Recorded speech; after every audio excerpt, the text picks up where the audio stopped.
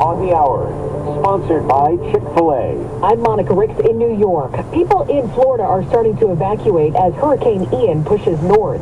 CBS's Jason Allen is in Tampa. At least 2.5 million people are under orders to evacuate. I think I was pretty ready when they said hurricane. Yeah, I'm not a trooper. All along Florida's Gulf Coast, sandbags are piled up in front of homes and businesses, windows boarded up. Forecasters expect Ian will be a major water event. Most of the forecasts have it slowing down to almost a crawl, and what that means is it's going to dump an inordinate amount of rain. Storm surge could also be significant, up to 10 feet in the Tampa Bay area. Ian forced lawmakers to pull the plug on tomorrow's January 6th hearing. CBS's Scott McFarland. In a statement, the House Select January 6th committee says, quote, in light of Hurricane Ian bearing down on parts of Florida, we've decided to postpone tomorrow's proceedings. One of the 9 committee members is Democrat Stephanie Murphy, and she represents Florida. This was expected to be a possible finale from the committee, a last public hearing, and they have a limited amount of time to reschedule it before the committee ends at the end of the year. For the first time in a decade, Medicare costs are going down. President Biden addressed the savings today at the White House.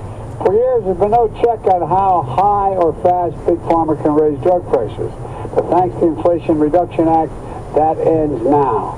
Now, if Big Pharma tries to raise drug prices faster than inflation, they'll be penalized, and they have to rebate the money to Medicare. The feds are working to get fentanyl off the streets. Attorney General Merrick Garland. We seized over 10 million fake pills and 982 pounds of fentanyl powder across all 50 states.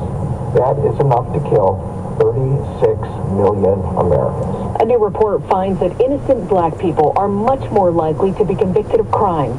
It's a shame on our country. That's Lead Race and Wrongful Convictions 2022 report author Samuel Gross talking about the massive difference in the number of innocent blacks and whites convicted of drug crimes. 19 or 20 to 1 is just a vast difference. Gross adds that innocent blacks are 7 to 8 times more likely than whites to be convicted of murder and rape. He says racism is at the root of the problem, and if police departments around the country want to solve it, they shouldn't let this happen. Allison Keyes, CBS News. In Virginia, thousands of students walked out of class today to protest anti-LGBTQ restrictions. I want to go to my calculus class. I do not want to be fighting for my rights. New measures include forcing educators to out students to their families. This is CBS News. Well, that's today's news. Today's news. I didn't hear any good news, did you? I didn't think so. I guess it's all about perspective. The glass is half full. Well, as always, I want to thank you again for coming along with me on these Dash Cam News adventures. You know the drill. Peace, love, and all that hippie jazz. Bye-bye, everybody.